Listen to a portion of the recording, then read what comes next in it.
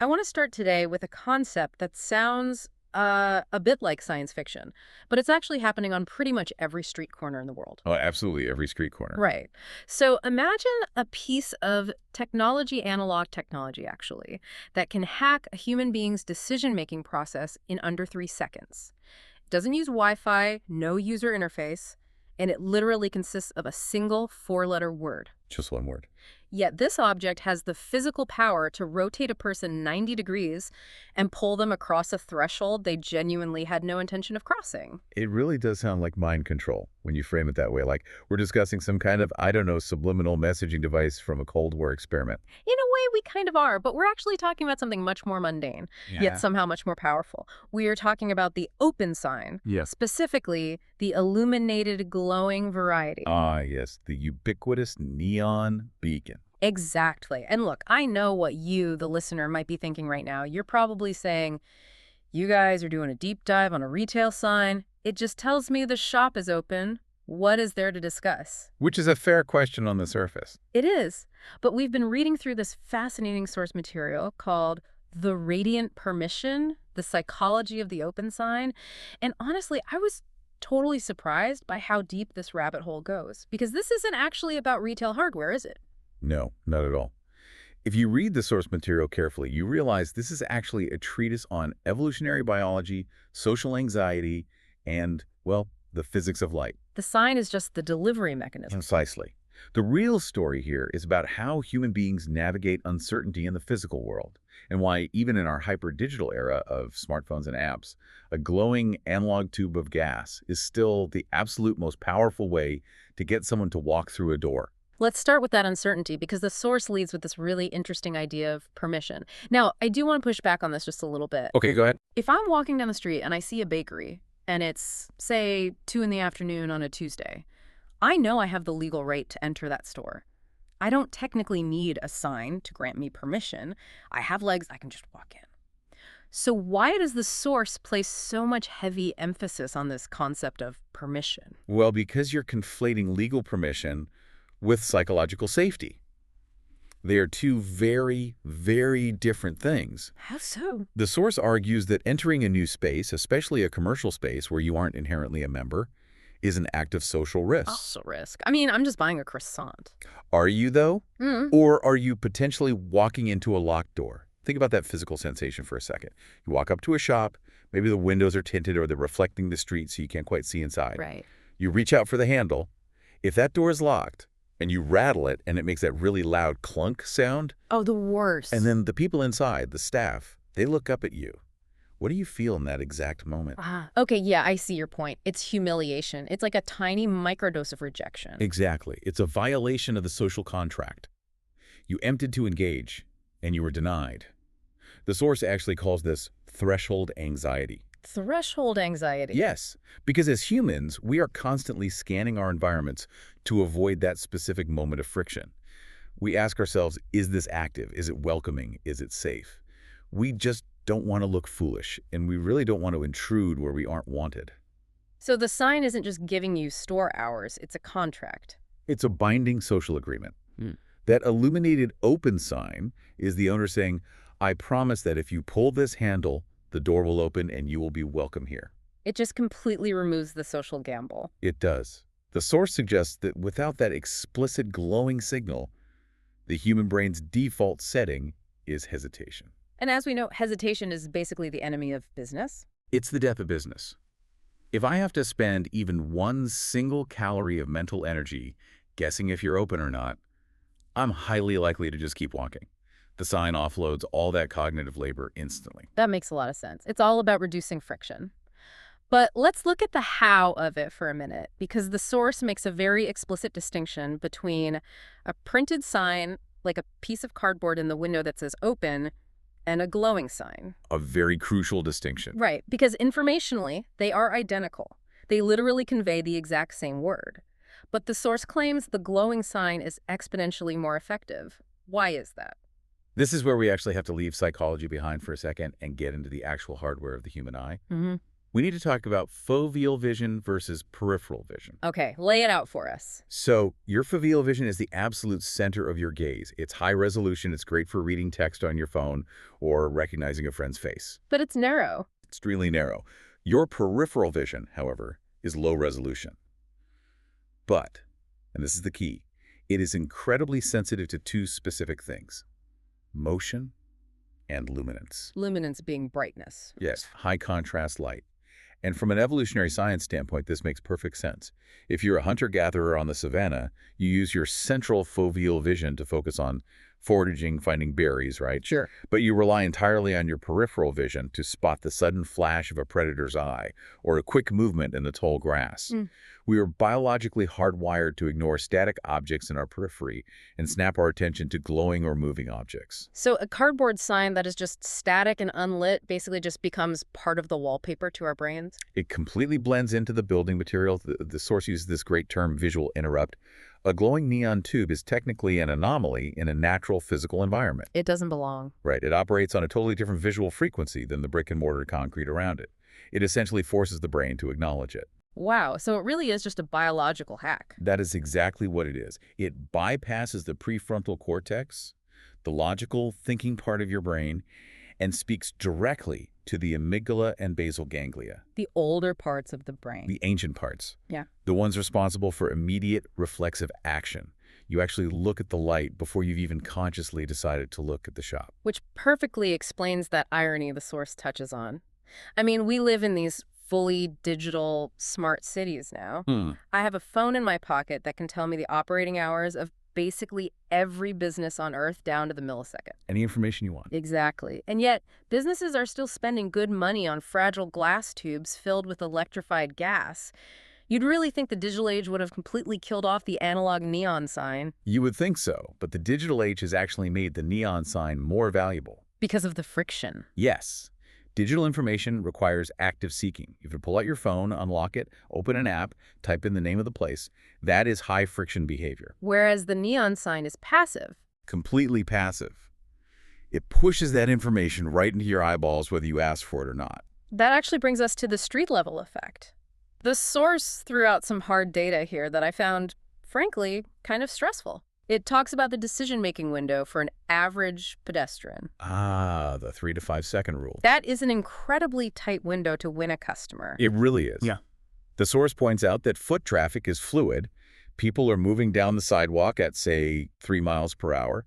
In the time it takes someone to take just 2 or 3 steps, their brain creates a complete mental model of the building they're passing. And in those 3 seconds, they make a choice. Exactly. They decide, does this place exist to me? Is it relevant to my needs? Is it alive? And if there's no light.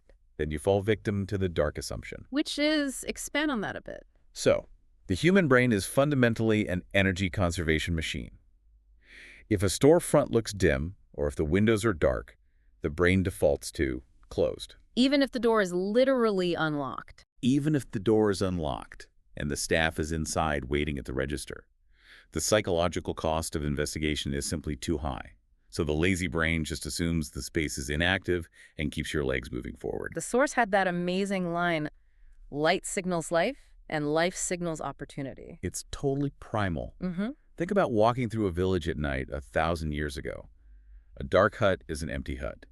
A hut with a fire glowing inside means safety, warmth, maybe someone sharing food. Yeah. We're effectively just moths. Moths to a flame. Literally, Ah. we are drawn to the energy source because it implies a human presence. And this dark assumption feels like it has even higher stakes, depending on the context, too. The source briefly mentioned weather, but I was thinking if it's a rainy Tuesday in November and it's freezing outside, that dark assumption is going to be so much stronger. Oh, absolutely. I'm definitely not risking the humiliation of a locked door if it means standing in the freezing rain. The cost of the error goes way up in that scenario. Yeah. So the value of the signal goes up proportionally. The sign essentially says to you, come in. The environment inside here is significantly better than the environment out there. Which is a perfect segue into the actual quality of that environment. Because we aren't just talking about a simple binary on or off switch here. The source goes really deep into color theory and what it calls the emotional temperature of the sign. This was easily my favorite part of the reading, because the word open is the message, but the color, is the tone of voice, It's a difference between a whisper and a shout. or a hug versus a firm handshake. The source breaks this down by Kelvin temperature, which measures the visual warmth or coolness of the light. So let's look at the warm end of the spectrum first. The yellows, the oranges, those soft reds. Right, the low Kelvin colors. These mimic things like candlelight or old incandescent bulbs. You typically see this in pubs, cozy bookstores, maybe a high-end neighborhood bakery. And biologically, what does that do? Warm light actually lowers the heart rate. It signals hearth. It subconsciously tells the customer, this is an inviting place to linger. It's cozy. You are going to relax here. Versus the cool end of the spectrum, the bright whites, the cyans, the sharp blues. The high Kelvin colors. These mimic midday daylight. They actually suppress melatonin production and increase alertness. You'll see this in pharmacies, tech repair shops, modern dentist offices, maybe one of those fast casual salad spots downtown. It signals clean. Clean, efficient, hygienic. It says, we are fast, we are modern, we are precise, and we are open right now. But the source warns about the real danger of mixing these up. This is where it gets into the concept of cognitive dissonance. Yes, imagine you have a rustic, family-owned Italian restaurant that serves grandma's pasta. It's got exposed brick and wood tables. Okay, I'm picturing it. And then you put a high Kelvin, icy blue open sign right in the front window. What happens? It feels wrong. It feels like I'm walking into a hospital cafeteria. It feels totally sterile. And subconsciously, the customer gets a really mixed signal. The physical architecture says cozy, but the light is screaming clinical. And that dissonance creates unease. Exactly. The source argues that the sign is the very first piece of your brand experience. It sets the expectation before the customer even sees a menu or a product. So you're not just saying we're open, you're communicating we are open and we are exactly this kind of place. Correct. It's a completely pre-verbal mood setter. I want to shift gears and talk about the design evolution mentioned in the latter half of the source material. We've really gone from these big, clunky, aggressively flashing signs to something much more refined recently, the clean girl aesthetic of signage, as it were. Modern minimalism. Right. Why strip it back? Why is a simple, non-blinking word becoming the gold standard for modern businesses? The source calls this the no oversell. We live in an attention economy where absolutely everything is screaming at us constantly. Pop-up ads, phone notifications, giant digital billboard. Exhausting. It is. And because of that, we have become incredibly cynical about marketing claims. If a sign says best pizza in the world, you immediately assume it's a lie. But just the word open. Open is an objective fact. It's a truth claim.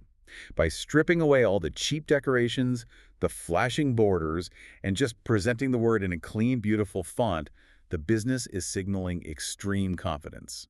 And the source mentions they often use modern LED tech for this now, things that mimic neon like the examples they gave from heartneon.com. Yes, exactly. It combines that functional visibility with atmosphere. It's the confidence of not needing to shout to get attention. It really aligns with modern industrial design. It basically says, we don't need to trick you into coming in, we just need to let you know we're here. It respects the customer's intelligence. And the technology has finally caught up to allow that aesthetic. The source points out that old school neon is gorgeous, sure, but it's high maintenance. It breaks easily, it buzzes, it uses a ton of power. Plus, it's high voltage glass. It's genuinely dangerous.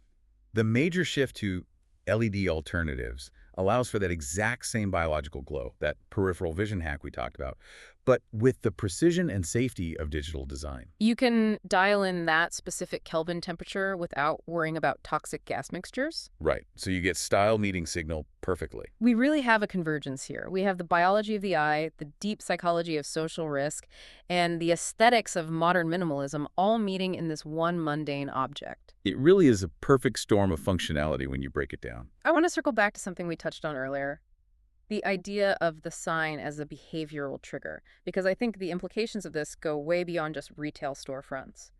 The source makes a much broader point about how humans navigate complex systems. Yes, the foundational idea that we are always constantly looking for signals of availability. Right. Whether it's a colleague at the office with their headphones off, or a taxi on the street with its roof light on, or even just a person at a bar making eye contact across the room, we are constantly scanning for that metaphorical open sign. We really are. Yeah. At our core, we are social animals who are terrified of rejection.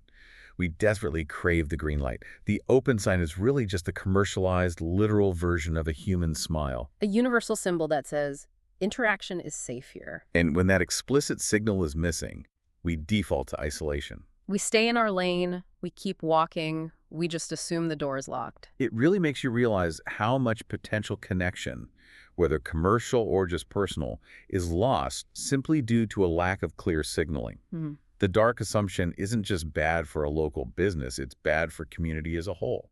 I completely agree. If you aren't broadcasting your availability, the rest of the world just assumes you are unavailable. It's almost a proactive responsibility to light the sign. Right. So, if we look at synthesizing the main takeaways here for you, the listener. We started with a simple four-letter word and a window, and we somehow ended up discussing human survival mechanisms. I think the biggest takeaway from all the source material is to simply recognize the immense power of passive influence. We so often think that to change human behavior, we need to argue or convince someone or write some long, persuasive caption. But this deep dive proves that you can literally change physical behavior just by altering the environment. A single light in a window physically changes the flow of foot traffic on a sidewalk. It's pure environment design. It is. If you want people to engage with you, remove the friction. Answer the question, am I allowed here? Before they ever even have to ask But it. do it with total clarity. Because clarity is the ultimate marketing tool and the ultimate permission. I love that. Now, I want to leave you, the listener, with a final thought. The source material kind of hints at this, but I want to make it a bit more explicit. It's a slightly provocative question about free will. Oh, go for it. Next time you are walking down a busy street, maybe later tonight, maybe tomorrow on your lunch break, pay really close attention to your own eyes. Just monitor your own physical reactions. That's a fun experiment. When you find your head suddenly turning to look at a shop or a cafe you've never noticed before, ask yourself a question. Did I consciously decide to look at that? Did I make a rational choice as a thinking human being? Or did a glowing light just hack my peripheral vision, hijack my ancient amygdala, and force me to look and give me permission to enter? I think we both know the answer to that. We're really just moths in expensive clothes. We really, really are. Thanks for taking this deep dive with us. Anytime, it was a pleasure.